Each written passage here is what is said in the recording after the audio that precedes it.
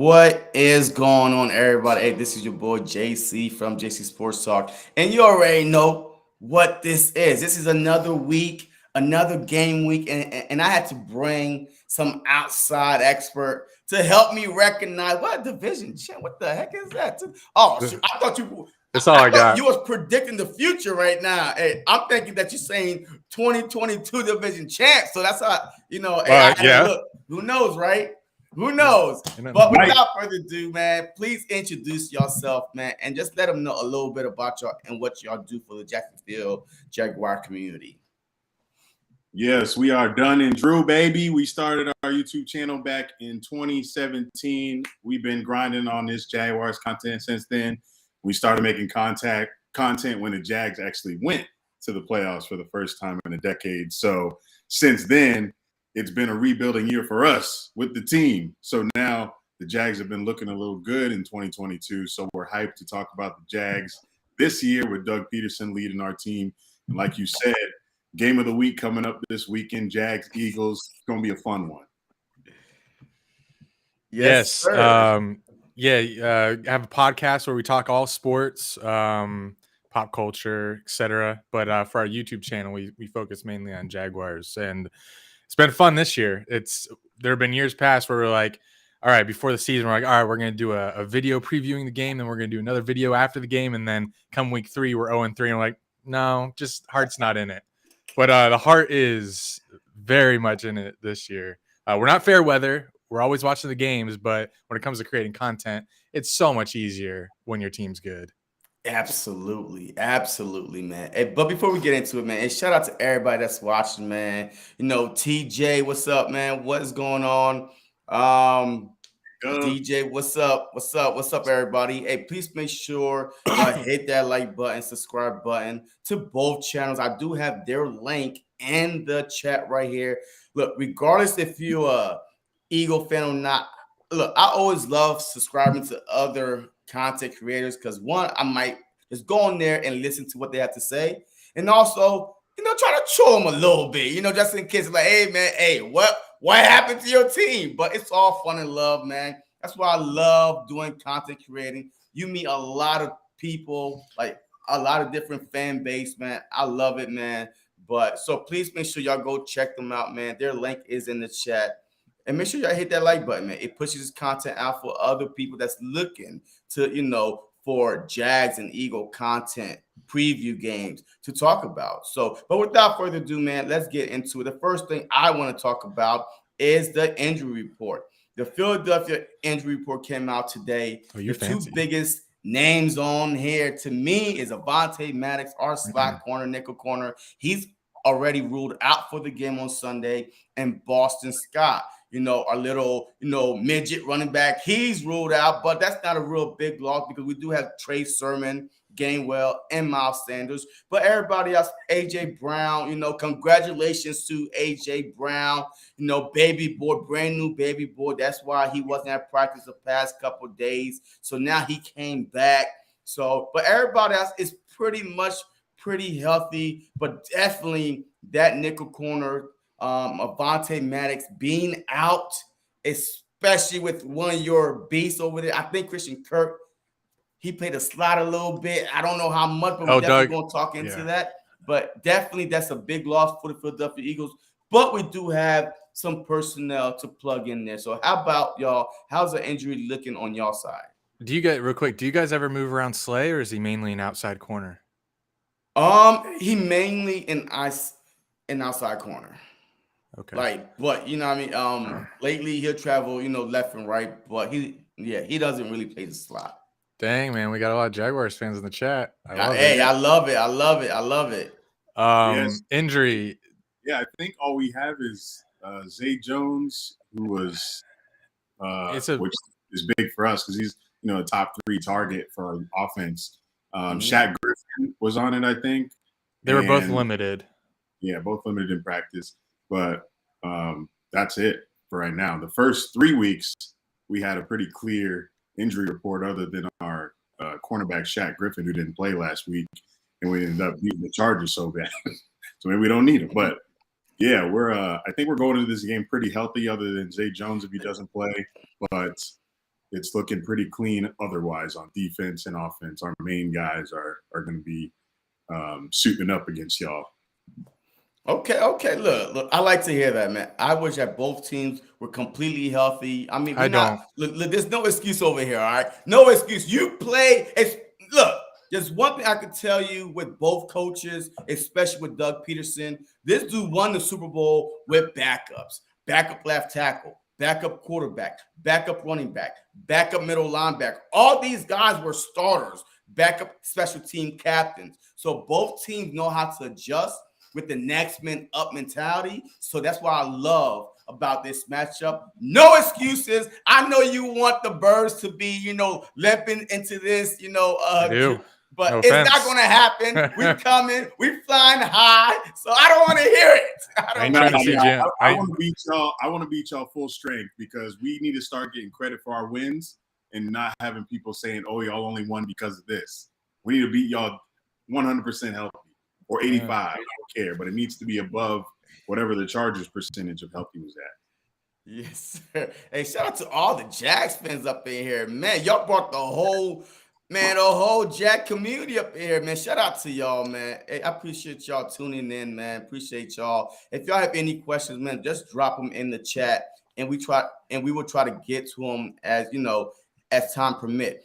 But the first topic, talk to me about Dougie P, man. His hiring. I mean, hey, was it a good hire at the time? Did y'all love it? His relationship with Trevor Lawrence, and also like how is he adapting to this team? Is the team buying in to what he's selling them?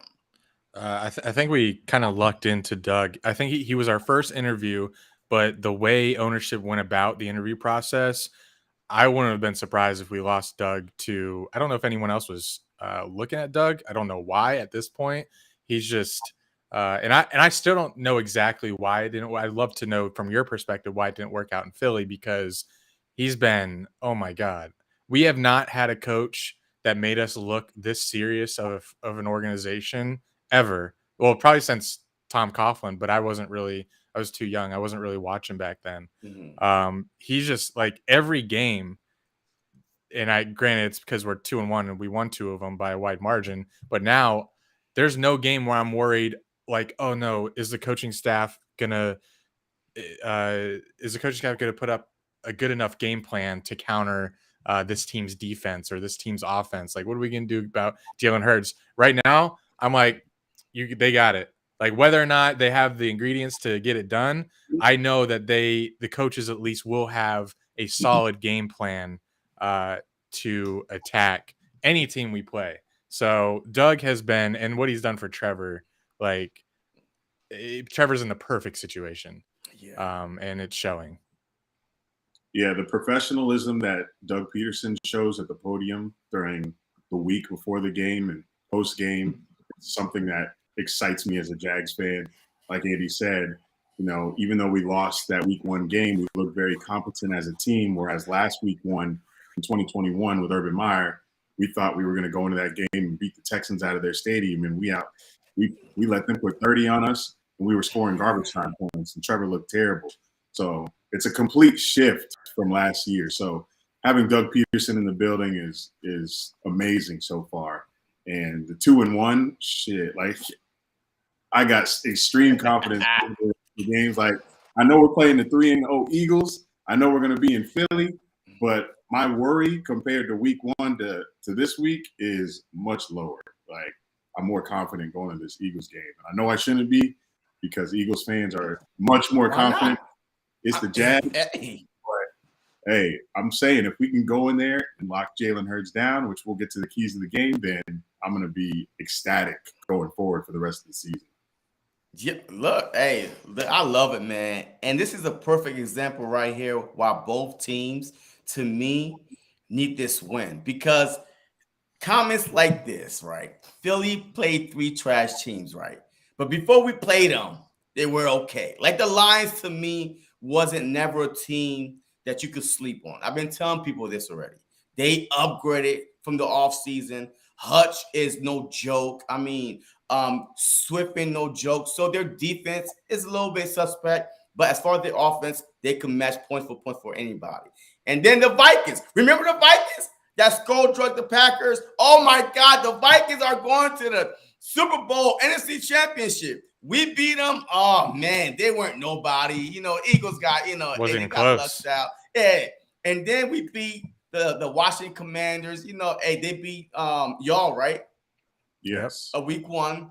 They beat y'all, which I think that y'all should have won that game because y'all had that game, but it is what it is.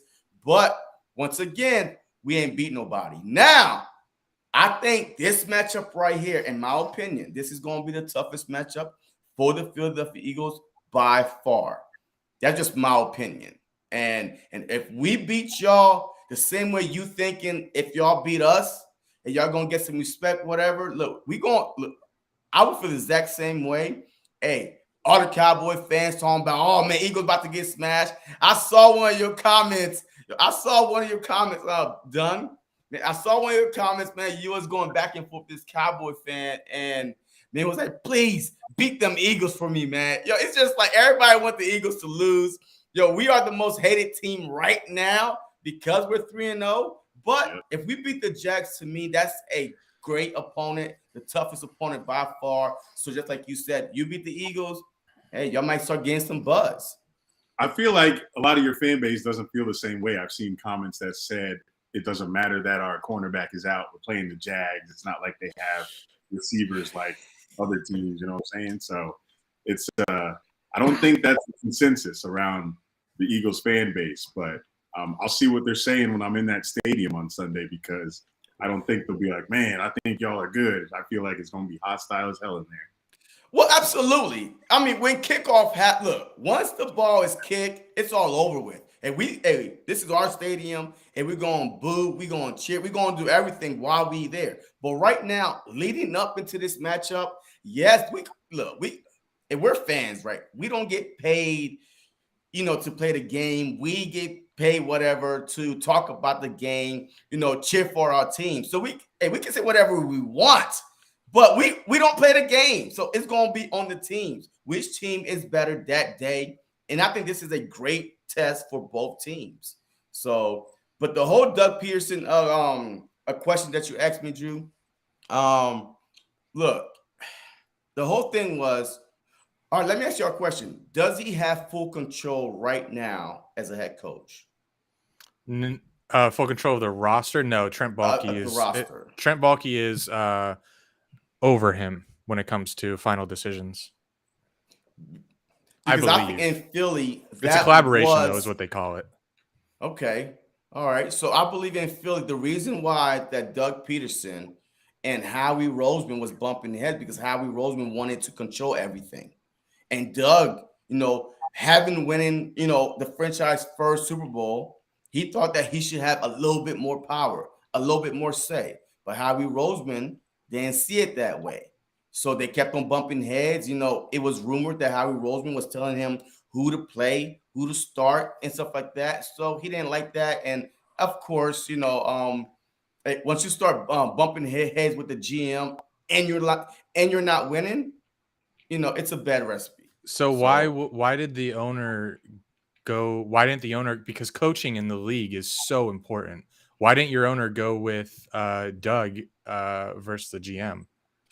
Well, look, our GM been there for a long time right now. Like almost, he's been the GM for over 10 plus years now. Wow. He took over after Chip Kelly, he kind of screwed the pooch a little bit, and he had to build this team. So now the owner had more confidence in the GM, than the head coaches. He believed in the GM. I don't know what kind of blackmail pictures that Howie Roseman had of Jeffrey Lurie.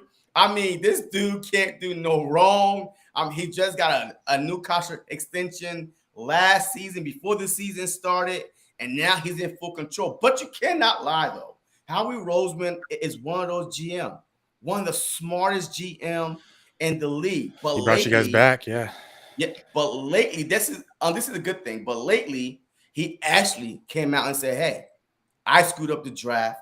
I shouldn't drafted Jalen Reagor. If I could do it again, I would. I will start listening to my scout people now. You know what I mean? Because now he's starting to see that once you listen to other people, it's a team effort. then your team will be better off. And that's what Doug Pederson and Howie Roseman. But at the end of the day, look, they wanted Carson Wentz to stay, but Carson Wentz and Doug relationship was gone at that time also. So they even say, hey, we'll fire Doug if Carson Wentz want to stay. But nah, Carson Wentz just wanted to leave. I mean, it's a whole bunch of backstory why Doug, but I'm so happy. I mean, the minute that Jags hired him as a head coach, man, I tweeted out the Jags are going to be a playoff team because he loved developing young quarterbacks. Man, y'all got a lot of first-round talent on that Jags team, a good quarterback, and all y'all needed was the right leadership, to point them at the right direction, to move those pieces around. And Dougie Pierce and Dougie P, man, he's the type of guy. He will push the right buttons. He will let the quarterback play to his strength, and then we'll see what happens. So that's the answer to your question, man. They just look, the GM a lot of time will win, right? The GM a lot of time will win. Yeah, we've seen that here recently. We haven't been mad about it because Trent Baalke, apparently these picks are coming through and playing really well this year. So we owe Trent Baalke an apology for how we treated him at the end of last year and throughout the offseason. It's okay. Look, y'all had the right to do that. Bump that. Y'all had the right to do that. He hired a bum, first of all, with Urban Myers. Look, I don't care. We the one that fill up the stadium. We buy the merch. We buy the tickets and stuff like that. So we spend our hard-earned money. So we could criticize whoever we want if we're not getting the results. So that's why Howie Roseman was under fire. So if your GM was screwing up, so what? And then, hey, he started getting better. Okay, apologize then. But it is what it is. Don't be sorry that you was talking about him last year. we dragged him, bro. We dragged him so hard. So to see this after the draft and like the months that have passed since then, it's just like, damn, we were wrong so far. It's been 3 weeks, so we'll see how the rest of the season goes. All right, so look, coming into this season, I really want to hear what was your expectation coming into this season? A rebuilding year? Or we gonna make the playoff because we got Dougie P, a Super Bowl winning head coach? And what was your record prediction? And be honest, man, it's okay.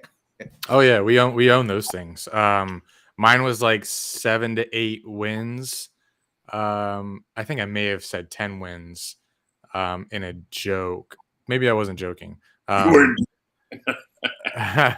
But it was definitely a year where I hope we're more competitive, but it's obvious that, last year for Trevor was a mess. Hopefully this is a good year to lay the foundation for years to come. But we started off really strong. And if you look around the league, there just aren't many teams that are hot right now. And we have taken advantage of 2 teams that were, they looked like playoff contenders that have not started the season very, very hot. And we don't know how it happened in one off season, but we're clicking very quickly.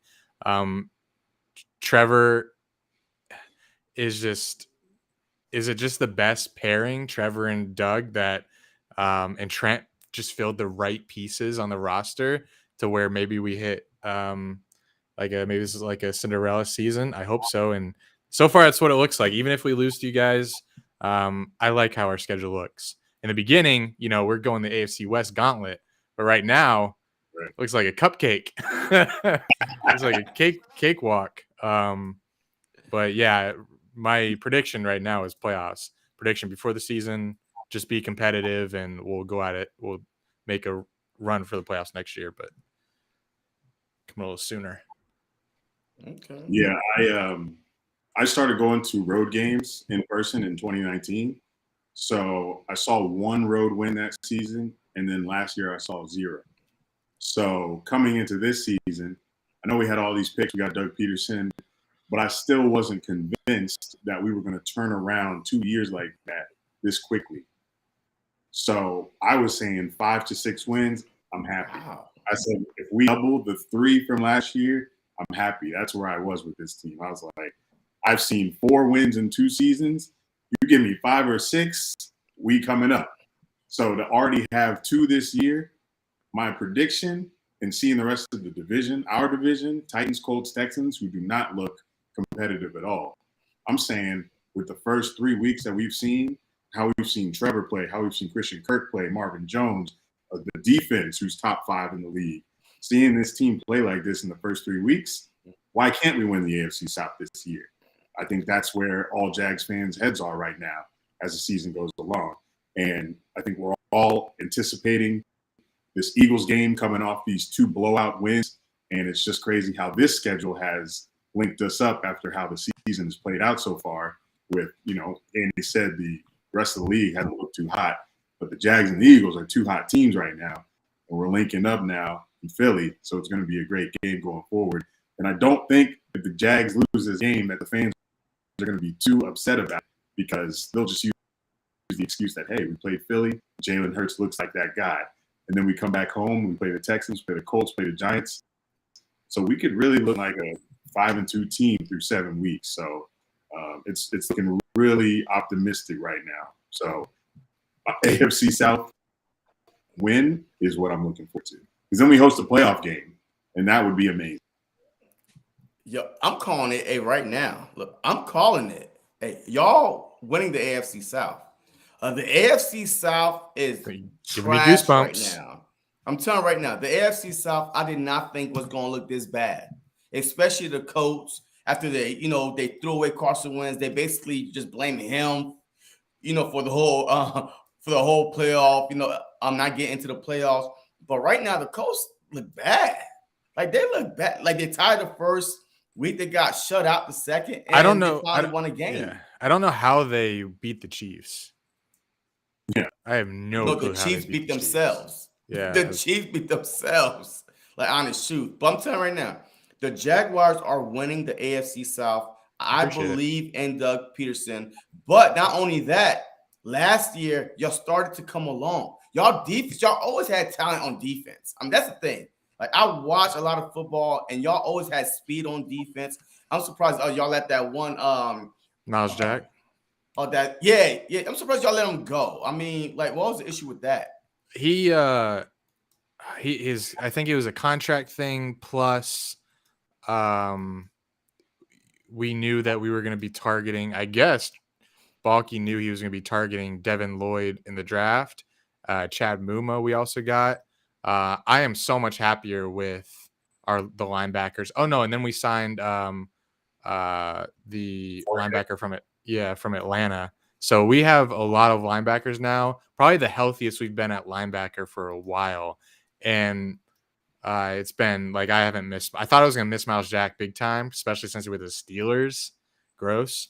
But I haven't. And Devin Lloyd looks like the truth. What's funny? Miles Jack was so young when he came in the league. They might be the same age. But Devin Lloyd has defensive rookie of the month. I think his projection is like all pro. Okay. And I like how our linebackers are better than I have probably since I've been maybe a little strong, but for a long time. Okay. All right. Hey, look. Miles Jack also got a lot of penalties too. He was kind of a hothead. He would do he'd be a little too rough, get angry too often. Yeah. Okay.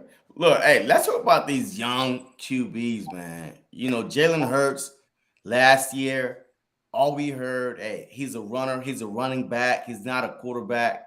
So this offseason, he put in the time to work. He worked with Tom Brady on his throwing motion, all that good stuff. And now he just won the NFC Player of the Month. He's one of the hottest quarterback there is right now in football. He only got 100 and let me see, total of probably 160 something yards rushing in 3 games, but almost have I believe 900 yards through the air, about 800 yards through the air. So now talk to me about Trevor Lawrence. I mean, we know this guy was a first round pick for a reason. What is different from this year than last year? Because last year, man, we all was like, what the heck is going on with Trevor Lawrence? Is this the real Trevor Lawrence that we've seen, or does he have is his potential is like is not even there yet. I mean, how high could his potential be? He still in is. You know what? When that stat, I don't know if you saw this stat last week about how Trevor was 0-9 in road games, and so was Peyton Manning, and the only quarterback to win his 10th game on the road in his second year against the Chargers was Peyton Manning, and Trevor Lawrence was the second. So when I saw that, I was like, that's a weird stat, and it's very specific, but if Peyton Manning struggled that much in his first year and turned out to be the quarterback that he is, then maybe Trevor is on that same path. And last year, if you look at it, Trevor had nobody in that locker room helping him with his game. Like when all that news came out about Urban Meyer, it's like if we were in the locker room on a day-to-day basis last season, we would have been like, what the hell is going on in this locker room? I don't think Trevor learned anything in his first year as an NFL quarterback. So I think with Doug Pederson in the building is a match made in heaven, like Andy said earlier, and seeing his progression already from last season, I can tell that he's not the bust that everybody said he was going to be last year. We just didn't have any competent coaching around him. You look at his stats last game, he's getting the ball out quicker. Receivers are catching the balls. He threw 3 touchdowns, no picks, and he's got an amazing stat line through 3 games so far. I think his only interception was against the Commanders on that Hail Mary lob because we had to do a game-drive touchdown or a game-winning touchdown last game. So he's no Jalen right now, but he's definitely looking better than he did last season, and I think he deserves some respect when teams are going up against him. Yeah, one of the main differences I see is confidence, and the receivers are catching the ball this year. Like if we have a drop, I'm shocked. Last year, when he would release it and it was going to the receiver, like I was clenching, saying, "Please don't drop it! Please don't drop it!" So many drops. One of the biggest differences this year is the receivers are not dropping the ball. Also, for the first time in a long time being a fan, I'm watching like replays and receivers are open. Like last year, I'm trying to figure out whose fault is it, receiver, Trevor, and you look back and you're like, well, no one's open. Who is he gonna like? Doug is scheming players open. Absolutely. Christian Kirk, fantastic route runner. So there's a combination, just so many factors in play here with why Trevor's taken such a big step. And like you're seeing like since he's able to flourish now, you're seeing the reasons why he was picked so high. Like his release is so quick. The ability to throw on the run, whether he's running right or left, is fantastic. The only thing that we haven't seen yet is a game-winning drive. Like we've seen him in 2 blowouts this year. He tried for a game-winning drive versus the Commanders week 1. I didn't have a lot of confidence. I still don't have a lot of confidence that he has that in him yet until I see it. When I see it, like I'm on cloud 9. You won't be able to tell me anything because we haven't had a quarterback that can drive down the field, or if a team scores and we're down 4, 5, 6, I'm like, all right, Trevor's coming out. We don't have that yet until I see it. But when I see it, if I see it, I'll be nervous as hell when it's happening. But once it happens, it's like getting the lid off the hoop. Like let's have it happen. So my confidence in our ability to get a game-winning drive together is high, because when it is, I'm gonna be a different level fan. And if that happens against this Eagles team where he does it, oh my god, oh boy, calm down, everybody. Ooh. Come on now, stop all that madness talking. But now, look. I mean, y'all haven't seen it, maybe because y'all haven't needed it, right? I mean, a lot of people said, look, the Philadelphia Eagles have not scored in the second half in 2 games. Right? But are they capable of scoring in the second half? I'm pretty sure they are. But they haven't needed to because, by halftime, the game is almost over, like basically over, and the defense just has to maintain the lead, right? So yeah, that's what I'm saying. So now I really think that this Sunday, whatever y'all talking about, Trevor Lawrence need to show y'all, he might go out there and show y'all. I really think this is going to be a 4-quarter game. No team is going to have no bigger lead than maybe 10. But I'm telling you, right then and there, it's going to come down to the fourth quarter and coaching decisions. The coaching decision is going to be important. I know we was talking about it earlier, how Doug Pederson loved to go for fourth downs. Oh, yeah. I'm telling you, he going to live and die by fourth down. Oh, my God. Bringing back bad memories. It could be frustrating sometimes, but at times you be like, yes, Doug, like the Super Bowl, right? It was a fourth down play. It was a fourth down play. People was like, hey, kick the field goal. Oh. The Philly special came on a fourth down play and got a touchdown out of it, right? Goodness, but we also had a tie. We also had a tie a couple years ago. Instead of going for a 50-yard field goal, he went for a fourth down, and we didn't get it. So it's just one of them things. Come on, Doug. When do you go? And you got to pick when you want to go for fourth down, when you have to go for fourth down. But look, I love Doug for that, man. We started he's the fourth down king. We started the game versus the Chargers last week, going for it right away. I think it was the first drive, and we're near midfield. And I was like, Doug, they have Justin Herbert. I don't know if you want to give him that good a field position. I think we didn't get it, but the defense came out and stopped them. So that's given the defense confidence. That every time you ask a defender, what do you like when they go for it on fourth down, they always say yes, because it fires them. They ain't gonna say no. Like the Eagles, look, the same players, and they've been saying the same thing. Yes, we like it, but at the same time, it's just like, hey, the players, man, you got protected from themselves, right? And we saw that last night watching the game. We saw that last week and stuff like that. So players always gonna try to get the coaches back. But at the end of the day, man, it's a win or loss. Like that one tie, could have kept us out of the playoffs, instead of the win. So, but I love, and Nick Sirianni is the same way, by the way. Like for some odd reason, we got the exact same coach that we just let go, but a younger one. Yeah. You know what I mean? Like he's a player's coach, man. Him and Jalen Hurts may have a special handshake that both coaches' son. So Jalen Hurts literally told Nick Sirianni, hey, I want you to yell at me. I want you to coach me hard. You know what I mean? So that's the type of relationship that they have. And that's why. So how's that relationship with Doug Pederson and Trevor Lawrence? Like, what kind of relationship that they have? I think they have a secret handshake as well. They do? Yeah, sure. Yeah, I'm sure they Come do. on. No, probably no secret handshake. Yeah, I don't know what their relationship is like. They always say great things about each other, and I'm sure it's all positive. I don't like the score prediction I don't like that. Take that back off.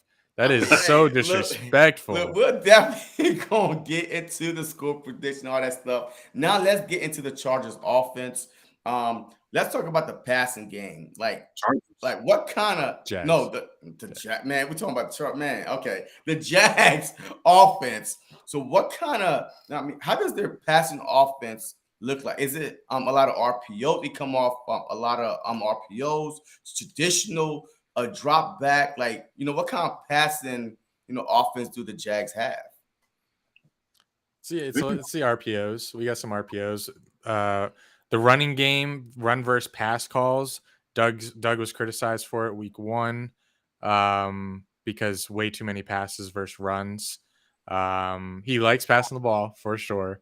And then the RPO, I'm loving the RPO. That is unlocked a new a new element to our game, and you can tell Trevor's really comfortable with it too. So it's a mix of both, but you could definitely tell he loves throwing the ball and he loves the RPO. Yeah, it's definitely a great mix. I'm glad it's not too heavy on one side. And James Robinson, I'm hoping that we use him. I don't know. I think y'all have better run D than pass D, but I'm still hoping James Robinson gets 20-plus carries this game, because I think if he can get going, then we can open up that pass game against y'all secondary and Darius Slay and all those guys, and get Christian Kirk some long balls with your slot corner out. So I think this is going to be the James Robinson game for us. But our offense is pretty balanced. But right now, through 3 weeks, passing game and running game looking good so far. Well, right now, the Eagles are ranked about 18th in the run defense because of course, Swift went off on us. He rushed for over 130-something yards. I like that. So we definitely, that is one of my biggest concerns also, to stop the run. If we stop the run, I feel like that this game, of course, we're going to talk about our three keys, but definitely our passing game to me is way stronger than our run defense right now. Right now we're about 18th in the run defense, and let me see with the pass offense. Let me see the passing defense real quick.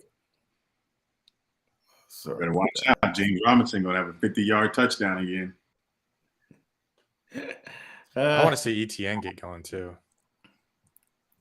And we about let me see, NFL about number 5 when it comes to about top 5. Yeah, we top 5 when it comes to the passing offense. So definitely, we're gonna be focused on stopping the run.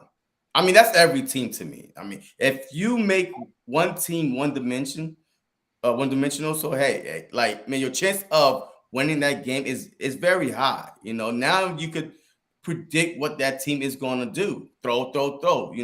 We saw that a lot of times last week with Carson Wentz. We already knew the play action cannot work if you ain't running the ball, right? So definitely that is one of my biggest fears facing the Jags, by the way, is can we stop, Robinson and Etienne from getting 5 yards per carry?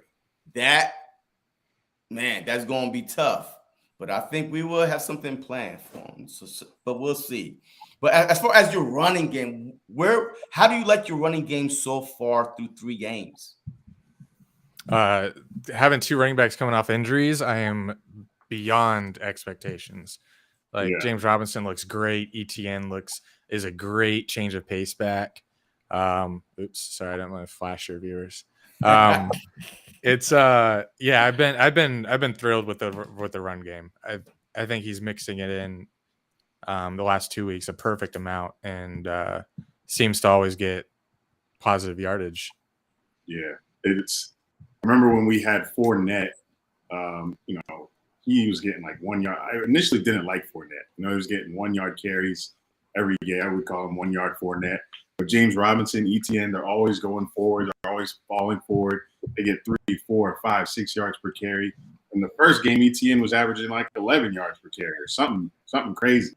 And his acceleration is insane. James Robinson, they couldn't catch him on that breakaway touchdown last week. And these guys are they're coming off injuries. It's crazy how these guys are looking after coming off of these injuries. So that's my favorite part about the Jags offense so far is this duo backfield we have and unstoppable on Sunday. Yeah, both teams is in the top 10 in rushing offense. I mean, that's the good thing about this matchup. So both teams, I feel like they're going to be concentrating. Both defense going to be trying hard to stop the running game at first. So and I know for a fact so let me ask y'all this question. How would you want Jalen Hurts to beat you? With his arm or with his arm? Just pick. I can't stand when a quarterback dices us up on the ground. It's like arm. Yeah, there's no worse feeling than when you have a quarterback on 3rd and 8 and you have great coverage and he sneaks up the middle for the first down. No, that just kills me. Beat me with your arm, because then what can I do? I got to tip my hat. Good job. You're getting it down the field to A-Rod or goodness. Like Devontae Smith mossing 2 guys. Wow, that was great. I see Jalen Hurts running 50 yards down the field. No. I'm going to be sick. This is a good question, though. I was going to ask you. Derek asked before this one. He said, how has Jordan Davis been against the run? The Georgia. Jordan Davis hasn't really played as much as we would like him to play, because I think that Fletcher Cox, him being on his last year, right, he came in extra motivated this year for some odd reason.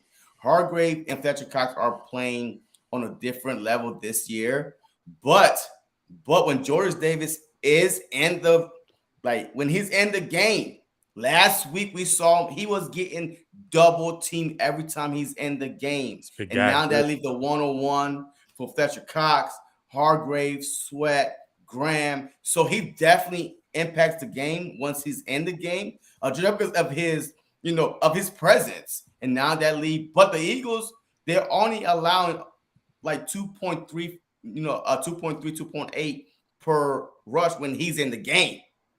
Especially that first game against the Lions. That's why we were screaming, put Jordan Davis back in the game. But when he's not in the game, it's about 5 to 8 yards per rush. So definitely he does impact the game. But because of Fletcher Cox, his last year, he's getting paid. If you're on the Philadelphia Eagles, you're making more than your backup, or you definitely gonna play, regardless if you're not better than the backup. See, that's how they operate also. That's why, Jason Peters, he lasted a little bit longer. I mean, hey, we should have been put Mariota there. Yeah. He was making more than Mariota. Alshon Jeffrey, once he got back from injury, instead of, keeping the hot hand with our wide receiver that we picked up, man, I forgot his name, but we took him out and put Alshon Jeffrey in. So we kind of like, hey, whoever is getting paid more will play, most of the game. But Jordan Davis, man, I'm telling you right now, he is going to be a force to be reckoned with, because this is Fletcher Cox last year. And remember this, I keep saying this, right? Fletcher Cox might be traded like mid-season. Like, because why would you let him walk for nothing at the end of the year, especially if he's playing at a high level right now? You probably could get a second or third round pick for him. Who knows? And especially if you're a veteran team that is like, one defense tackle away, improve your pass rush a little bit. But hey, I won't be surprised now that, now they'll leave room for Jordan Davis, Milton Williams to step in there. But definitely, Jordan Davis, man, he definitely helps us up a lot. And I'm hoping to see him a lot this upcoming Sunday. This is a perfect game for Jordan Davis to play at least 60% of the snaps. We need to stop that running game. I'm going to keep saying it until I'm blue in the face. We need to stop the running game. We stop that running game. I mean, I believe that Trevor Lawrence is going to have a hard time throwing against this Philadelphia Eagles defense. But definitely the running game is the key to stopping y'all from getting that win. So, all right. Have you seen a little bit of Nakobe Dean yet from Georgia? Nakobe Dean is like non-existent, man. Because look, this is a good problem to have. We have this is the best group of linebackers I've ever seen in Philadelphia. With TJ Edwards, with Hassan Reddick, with Bradley. I mean, we got a Kaiser White. I mean, all these guys are bona fide starters. But Nakobe Dean, he barely sees the field, and he's okay. Man, look, he understands, hey, these guys are playing great in front of me. When I have a chance, I'll go in, and make a couple plays. Also, as the season go on, look, I'm telling you right now, these vets are going to start getting tired, and now you have fresh bodies to keep rotating them.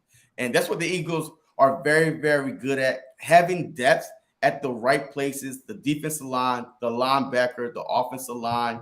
Having those type of depths helps a veteran team out later on into the season. But Nakobe Dean can't see the field really. And look, it's okay right now. You know what I mean? I'm not even stressing it. I didn't expect him to come in and start right away, especially after we went out and got Kaiser White and Hassan Reddick. So I didn't expect him to start. So I'm okay seeing, pieces of him every now and then. So, all right. So let me see. So now let's play a game. Matchups, right? Who has the upper hand? All right. So I'm going to start asking y'all this question. Y'all offensive line versus the Philadelphia Eagles defensive line. Who has the upper hand in that matchup? I will say our right tackle has not given up a sack or a pressure. I don't think he's given up a pressure all season. I think you guys have the advantage on the inside because our center's a rookie. I think he's going to have his hands full with Fletcher Cox there.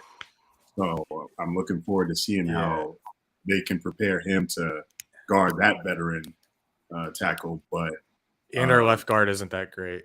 yeah, so I think you guys in the trenches have it. That's my humble opinion. All right, so now let's flip it. The Eagles offensive line versus the Jags defensive line. So I'm gonna say that just based off my 3 games that I've seen this offensive line, besides week 1, they've been solid. Like Lane Johnson have not allowed a sack in almost 2 years. Like this dude is that good. He's our right tackle. So Mariota, he's pancake. Everybody that comes around there, he is smacking them like they're flies. So, but Lyndon Dickerson, like this offensive line right here, in my opinion, is one of the best offensive line in football. And Jalen Hurts has so much time back there to throw the ball, and that's why he's picking these teams apart. I don't like what I'm hearing. Teams want him, teams want Jalen Hurts to beat them with his arm. I told you this offseason, he worked on his throwing motion. His everything is completely different. And he had wide receivers. A.J. Brown coming to this team was the biggest thing that could ever happen to Philadelphia Eagles. He is a TO, a young TO 2.0 version of TO. It's one of the best receivers in the league. So now that gave him more confidence because last week, look, you saw this.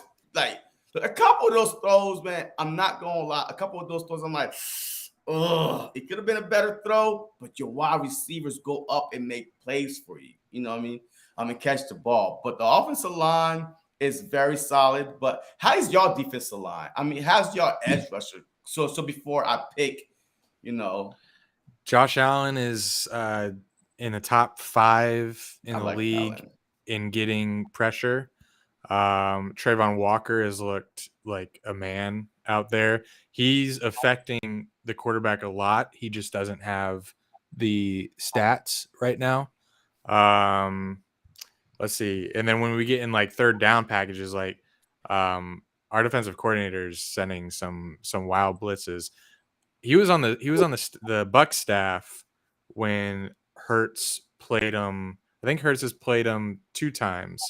So he has an idea of playing Hurts. Now Hurts has improved a lot, but I'm interested to see what our defensive coordinator Mike Caldwell does against Hurts, because he's been on 2 Bucs defensive squads that have given Hurts problems. But like I said, Hurts looks better than he's ever looked. So I don't know. That's tough because I have heard that your unit is a veteran unit and it's a good one. It might be a wash. It might be a wash. We just gotta get home a couple times, or maybe just contain him and make him beat you with his arm. But God, he's shown that he can do it. Look, I'm gonna pick my offensive line. No, for real though, man. I'm gonna pick my offensive line. I've seen these guys play. They barely allow sacks. Yes, Jalen Hurts got sacked twice, but it was during garbage time, basically. But besides that, Jalen Hurts didn't get sacked 1 time in game 1. I think he got sacked 1 time in game 2. So he probably been sacked 4 times, if that. I think a lot of the reason for that though is because he can run. He's not afraid. He's not afraid to go. He had 90 rush yards in first week, and then because the last 2 defenses you've played have gave up so many pass yards, he hasn't 300. He hasn't even had to run. So I think this matchup that we're talking about right now is going to be the key. One of the main keys to the game. Can this new Jags defensive line that's playing amazing contain Jalen Hurts, who's playing out of his mind right now? Yeah, absolutely. I completely agree. And y'all got a lot of speed. And y'all got a lot of speed and we have depth so on a D line. So if he does, try to run, I think y'all have some speed to contain him. Do y'all think that y'all gonna play a spy on Jalen Hurts at all? No clue. I was about to ask you, how often is he looking to run? Is he strictly dropping back and passing, or he looks to run when the pocket breaks down? Okay. So he's not like going but one read, two read. All right, let me no, run. no. The past 2 games, he have thrown for 333 one game, and then I think 350 last game. Like, he is sitting there delivering the ball. At one point, this dude was 15 for 15. He was not looking to run at all. And this offensive line wasn't letting nobody get close to him. The first game caught this offensive line by surprise. The first game, we was not ready. Even Kelsey came out and said it. Wow, all this blitz package, we wasn't ready. But the second and third game, man, you could tell that these teams was like, let Hurts beat us with his arm. And he shredded them, so far. How old is It's Jason just like Kelsey? picking poison. Jason Kelsey, I believe, is 32. I kind of want Trayvon lined up on him on third down one time. I want to see what he can do to him. But this is the thing, though. This is the thing knock with him the Eagles over. offensive line, right? They love to run the ball. So Jason Kelsey, he loved being the lead blocker. He will snap the ball and he will lead the charge downfield. So the Eagles offensive line, and Dougie P knows that, because I saw it a lot when Dougie P was here too. The offensive line, like, boom, Lane Johnson, man, he coming from the right side all the way, and he's leading the charge. You know what I mean? So this offensive line love to run the ball more than they love to throw the ball. So if the matchups are not there, believe me, they're gonna start running the ball more than they're gonna start throwing the ball. Our linebackers are fast, so like in years past, are they big and physical? Oh yeah. Well, I know Devin Lloyd for sure is.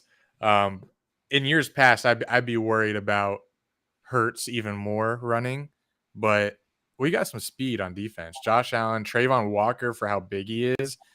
Like, I'm nervous about Hurts running, but for some reason, like for the first time in a long time, I'm confident that he won't be running for long. Like, we had one year, maybe in last year, Zach Wilson scored a 50-yard rushing touchdown on us. Oh my gosh. But that's not happening with this unit.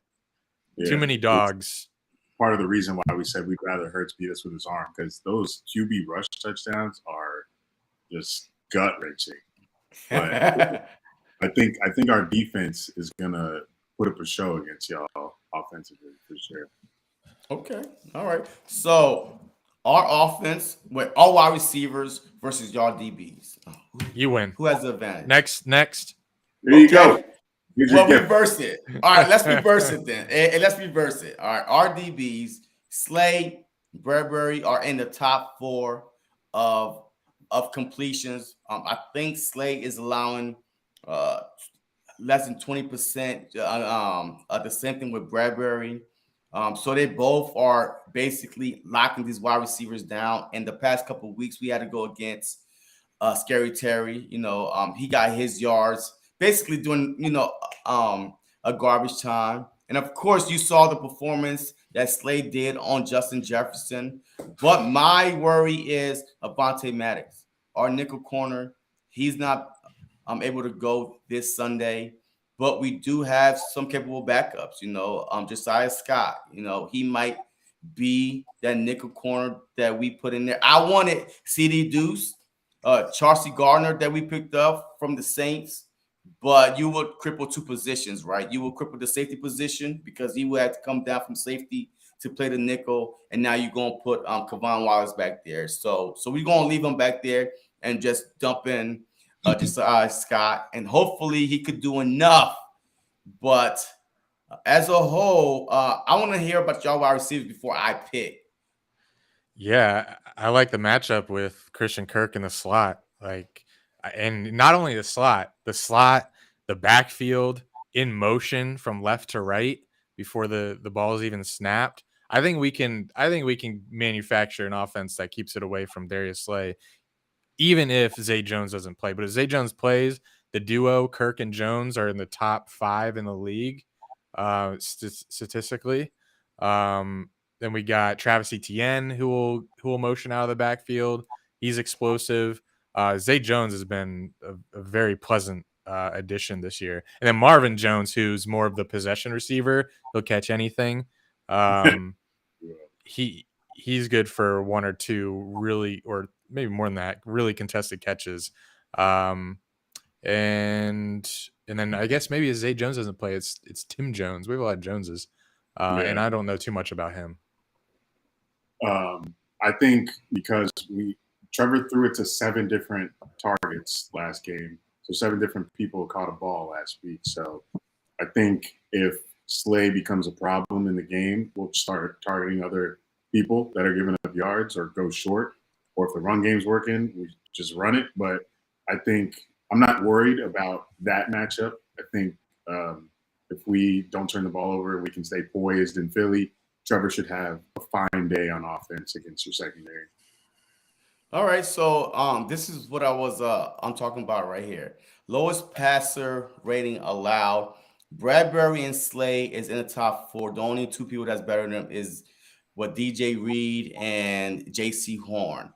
So this is going up against, at least in my opinion, Justin Jefferson. He is possibly the best wide receiver in the league, and Scary Terry. But Curtis Samuel to me last week prepared us for Christian Kirk. Yes, because he is the same type of wide receiver in the slot, running back, reverses, and he basically got shut down. Because I keep telling people this, and you could have Randy Moss, Jerry Rice all on the same team. You get to that quarterback, it doesn't matter who you have. And that's what happened last week. I'm not saying we're going to get 9 sacks. That's not going to happen. But I'm saying this, that if we get to Trevor Lawrence, it doesn't matter who these wide receivers are, and vice versa for the Philadelphia Eagles too. But Jalen Hurts, you're trying to get to him, he's going to run. Is Trevor Lawrence that type of quarterback that's going to take off and run? If the pockets start collapsing, I don't know. I mean, have you seen it this year so far?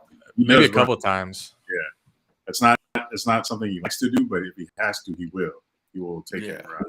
So if you guys can get to the quarterback, obviously it's going to be tough. It's going to be easy to shut the receivers down because you're going to be sacking the quarterback. But that's what y'all did last week against Wentz.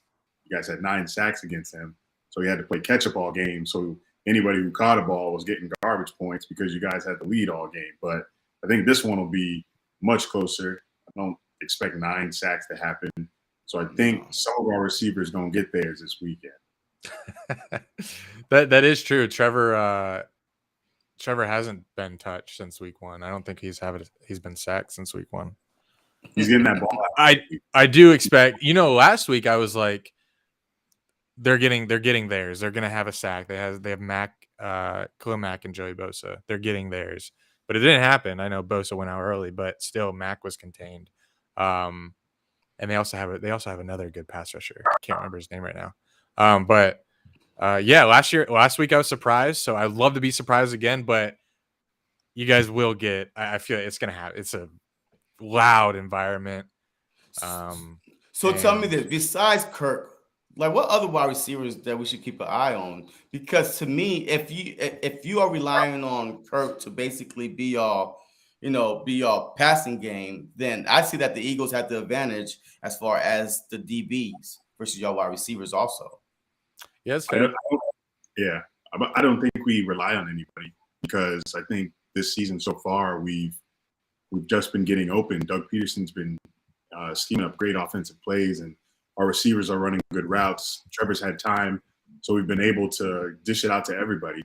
Evan Ingram, we make plays after the ball. We catch it and we break tackles and we get to the first down line with 3 yards to go. So I think all of those factor into this game, and it's going to be a dogfight. You got ETN catches out of the backfield, Marvin Jones, Christian Kirk. It's not just one guy on our team. We don't have that wide receiver 1 like AJ Brown, who you just feed all game, 11 targets, 100+ yards. Whoa! Hey, you wide receiver 1. Hey, you better put some respect on Smitty name now. I will. Devontae Smith. Good point in the comments. I don't know why. Evan Ingram is basically tight end / wide receiver, so he's coming off the line too. But we got Dallas Goedert to combat with that. Well, we're doing corners versus receivers right now, not receivers versus receivers. But and we have good 2 tight end sets. So if we want to we want to get big on you. But is Evan Ingram actually one of your key players on that offensive line as far as a threat to be seen? In Because third I heard a down, lot of bad things, He's a throughout the sleeper. training camp that he wasn't, yeah, so that he wasn't did catching I. up.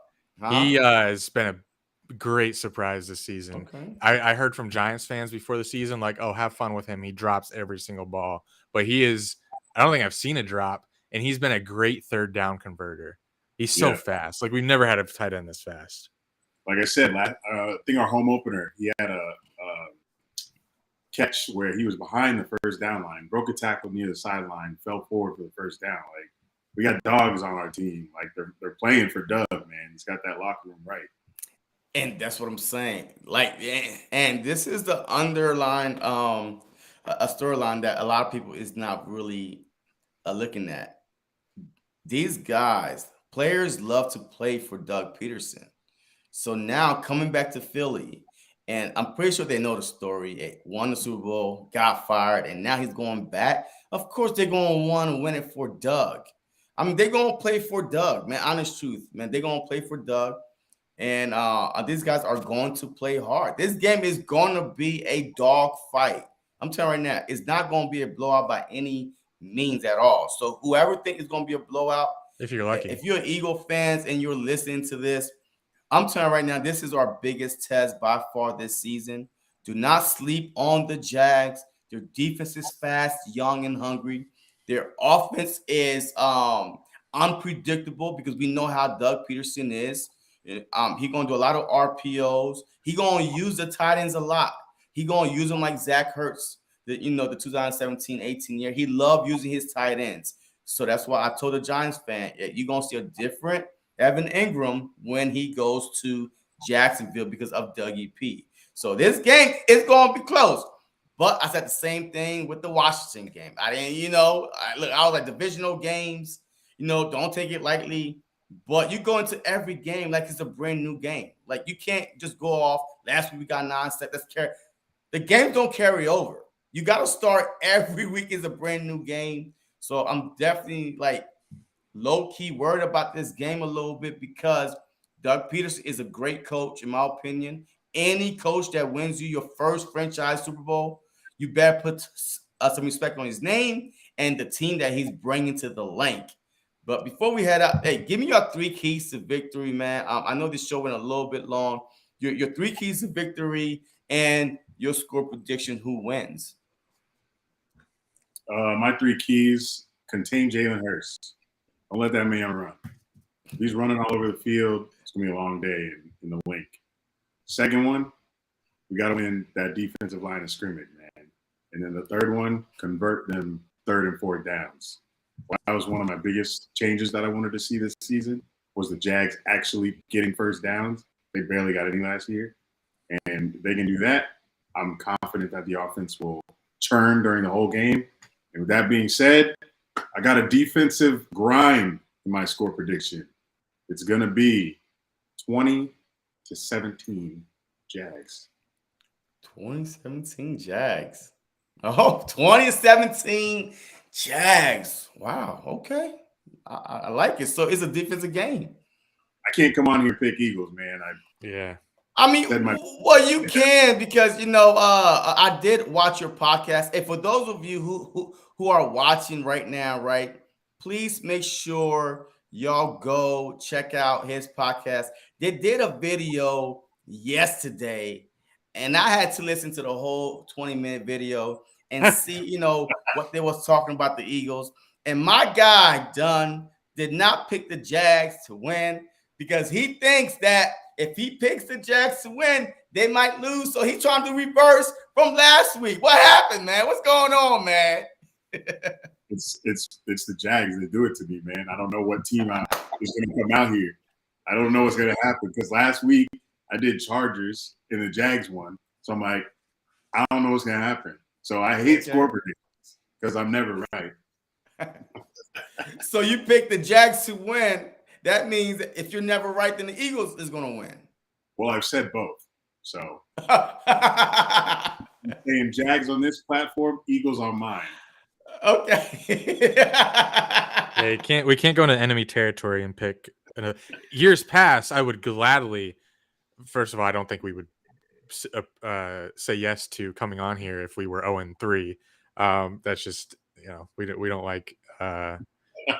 Like I said in the beginning, we don't do too much content when we're trash. So anyway, in years past, I would have picked the Eagles, but after 3 weeks, seeing like I have to throw everything out of the window from what I thought I know about this team because it's not the same team. Dougie P, who I will call him that because I saw someone in the comments tell me that I can't call him that.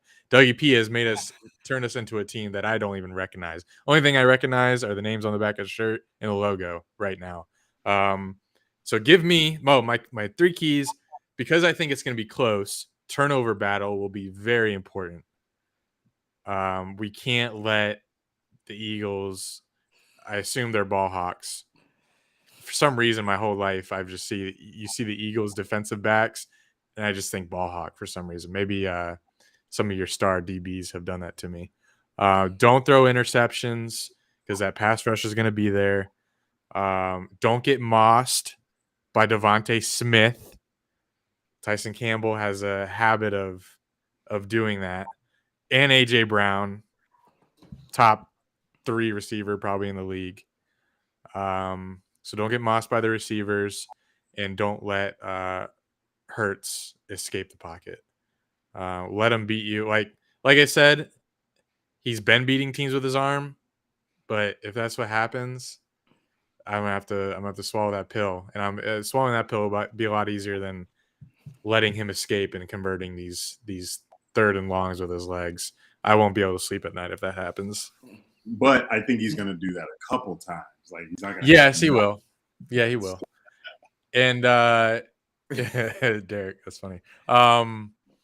So give me, since he's going to defensive battle, give me like 34-27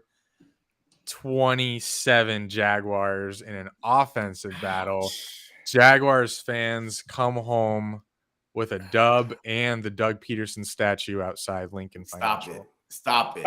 Hey, the last team that tried to vandalize our Rocky statue got blown out 38-7. The Vikings.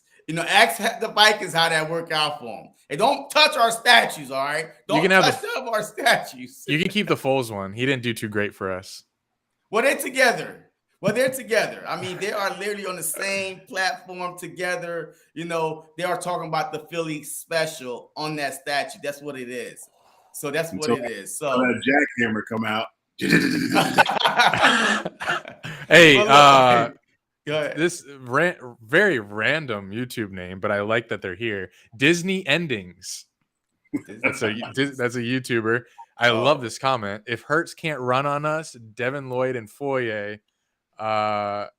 If Hurts can't run on us, Devin Lloyd, Foye. This is an easy blowout win for the Jags. I guess he wasn't watching the past couple of weeks. How he was throwing like 20+ yards. I mean, the Eagles lead the league in 20+ yard throws and catches. But hey, y'all forgetting Quez Watkins, man. Like Quez Watkins will take the top off your what? I he did that against the Vikings Monday Night Football. Yeah, he was wide open. So that was blown. But he's our speedster. So as much y'all focus on Devontae Smith and AJ Brown, Dallas Goedert, believe me, he's going to eat. But Quez Watkins, he's going to take. He's going to keep your DBs, your safeties honest, because I think that Devontae Smith is going to get a lot of underneath route. AJ Brown, he's going to get the medium, but Quez Watkins, he will be going over the top at least one time this game. But my 3 keys real quick, you have to stop the run, stop the run, stop the run, stop the run. If you stop the run, look, I believe we can make this game a pretty one-sided game for a young quarterback in Trevor Lawrence. Number 2, get to the quarterback. I mean, even if you don't sack him, hit him a couple times. You know what I mean? Try to make his throws even come out faster. Right now, I heard that he's averaging like 2.2. Like from time he get the ball from time he release, 2.5. Like seconds later. That is very fast because I heard that he's a one-read quarterback. Is that true? Because that's the only way you can get the ball out that fast.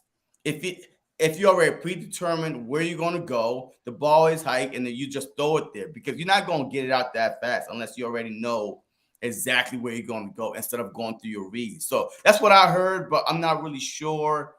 I mean, is he actually going through his read? How long is he holding the ball a lot? If his first read is locked down, you'll have. I think with most quarterbacks, you'll have a lot more success. I'm not a tape guy, so I'm not sure how many reads he's going to. But in the last two weeks, I don't know if it's just coincidental. His first read has been open, so he's throwing it to him, and that's probably why the ball has been coming out so fast. And that is really, really dangerous with a guy like Slay because he does watch tape also. If he throws it like a lot of times to his first read, he's going to get picked off at least one time. So that's what I'm saying. And the longer he holds on to the ball, something bad might happen, but who knows? But you get to the quarterback, you stop the run. And number 3, don't get beat deep. I know, you won't. Well, I'm just saying, though. I mean, that's the thing, right? See, look, we won't, but you never know. Somebody might get behind. Next thing you know, look, Trevor Lawrence got an arm. Like, I'm not even gonna lie. He could sling the rock, all right? So I'm not even gonna lie, but just don't get beat deep. Don't fall asleep and think that they're not gonna run past you, especially with Avonte Maddox, him being out. So I mean that is a big blow for the Eagles defense. But I think that we're gonna be all right. And my score prediction right here, is, are y'all ready for this? My score prediction is 31-24.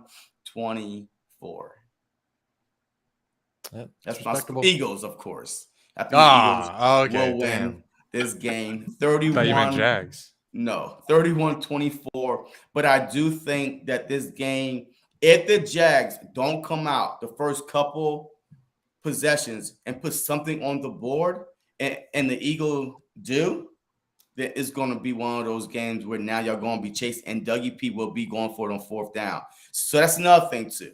Dougie P, we know his tendencies. 4th down, he's going to go for it. But how many times and when he's going to go for it is what we don't know. But he's definitely going to go for it, especially when he's trailing. So that could be a good thing or a bad thing at the wrong time. Yeah, well, I want the game more. I want to win the game more than I did 60 minutes ago. So mission accomplished. Yes, sir. Hey, look, I cannot wait for this game, man. But I thank y'all very much for coming on this podcast, man. Look, I enjoy y'all fans very, very much. Your trolls. It doesn't bother me one bit. You know what I mean? I do this because I love football. I love the Eagles, and I love talking to other, teams, content creators, man. So I appreciate y'all coming on one last time. Let them know what y'all working on. I mean, are y'all going to be dropping something before Sunday or what? Just let them know, and then we're going to get y'all out of here. No, if we win, look for a reaction video Sunday evening. If we lose, Monday, Tuesday, Wednesday, we'll talk the game. Real quick, though, do you think the Eagles, there's any chance the Eagles are caught off guard Sunday if Doug wants to run the Philly special on the goal line? See, I heard y'all talk about that too on y'all show. No, Doug ain't gonna do that. You don't think Doug, so? Nah. You don't think would that be some disrespectful stuff, or do you think that'd be more like a joke, like a funny joke? Just run it. You don't think he'd do that? Nah, I don't think Doug is there to play games. I think Doug, just like somebody asked him, did he see the statue of him and Nick Foles? He said no. You was there for 2 years after that. Like, what was you doing? Like, because I just think that he don't want to go backwards. Huh? I said that confused me too. He was like, he never seen it in person. Oh, that's fine. Because as soon as you walk in the stadium, it's like right there, like up the stairs, like right there. So, but because he doesn't want to go back, relive those times, because he's the coach. I'm the head coach of the Jags. So, and he just want to focus on that, not the good times he had in Philly. He just want to go there. When business trip. After that, exactly. A business trip. But I really think Will he try to run the Philly special? I do not think so. Just like Nick Sirianni, he tried to run the Philly special. His first home game, an epic fail. That was the worst Philly special I've ever saw. Nick Sirianni, the fan was booing him. We wanted him gone right then and there. Don't ever disrespect the Philly special, and it wasn't even close to being the Philly special. But so I think Doug, he's gonna go there. He's gonna try to do all his little trickeries, but he would not run the Philly special. At least I hope he don't. He's gonna come up with a new play, call it something else. Yeah, the Jags special maybe. I don't know, but like that. But that's all for today, man. Look, I appreciate every single last one of you who tuned in. Please make sure y'all hit that like button. If you're Eagle fan, go show them some love. Go show that brotherly love that we always show our guests. Go subscribe to their channel. Help them build their channel. But look, Dougie P is still our coach. We will always cheer for Dougie P, just not this Sunday. All right. We are always going to love Dougie P, but this Sunday, he's going to be our worst enemy. But definitely go check this channel out. Go sub them up. At least show them when they lose. But it is what it is. But as always, man, look, I appreciate all y'all that tune in, and go Birds. Appreciate it.